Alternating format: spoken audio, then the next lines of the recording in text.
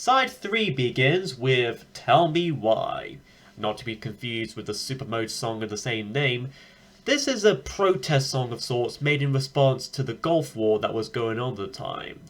While I Can't Dance was the second single and Never a Time was the fifth, this was the sixth and last single of We Can't Dance, as well as the final Genesis single to have Phil Collins on the leading vocals, or any kind of vocals in general. And as such, as a song to go out on for Phil, it's a passable song. It's by no means dramatic or grandiose, but as a simple pop rock song, it's fine and passable at best, to say the least.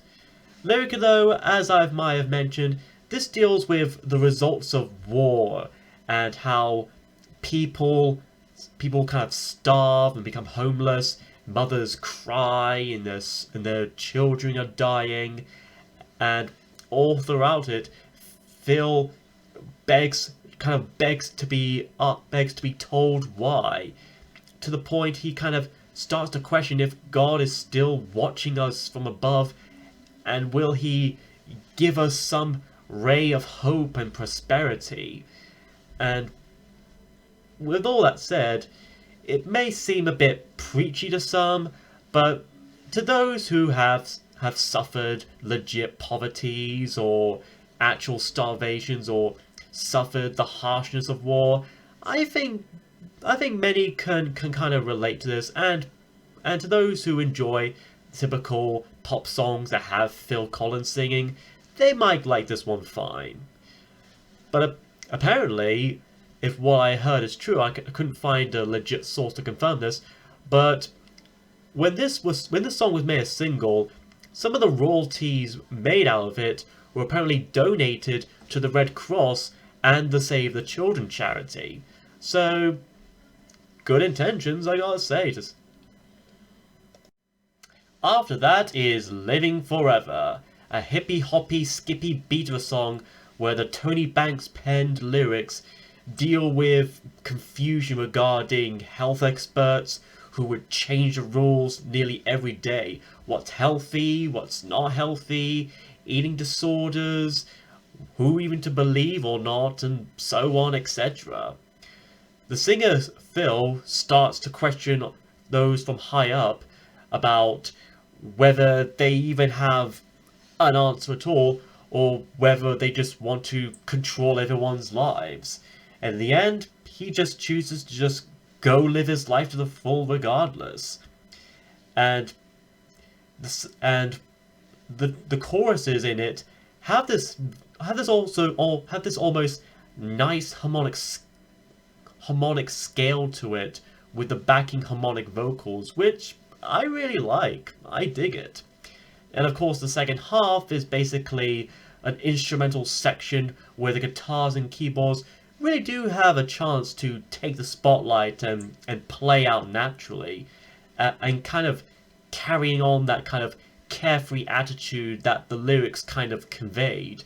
Then, of course, it kind of ends in a neat bookmark where it pretty much ends the same way it began, with the strumming guitars of Mike Rutherford before clambering out to complete silence. Honestly, if I were to choose another song that could have been a good single off the album, I think something like this could have been good as a good single. Side 3 ends with Hold On To My Heart, the third single of the album and essentially another love song. And frankly, the title of this really reminds me a bit of You'll Be In My Heart. More foreshadowing, I guess. Anyways, much like Never a Time, this could easily be seen and dismissed as another Phil Collins solo song disguised as a Genesis song. In fact, it does kind of remind me a bit of If Leaving Me Is Easy, especially with how slow and mellow and jazzy it is.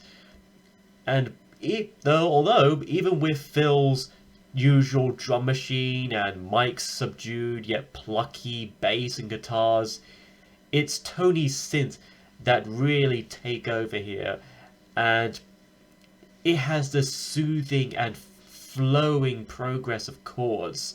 I especially like when the pitch lightens up, when Phil sings about how if he could recall this feeling and whenever he'll be there.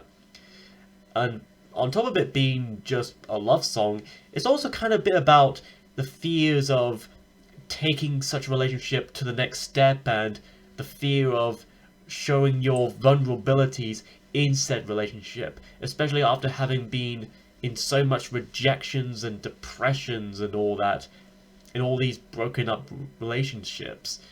And kind of hinted at in the previous songs, like, well, Never a Time and Throwing It All Away.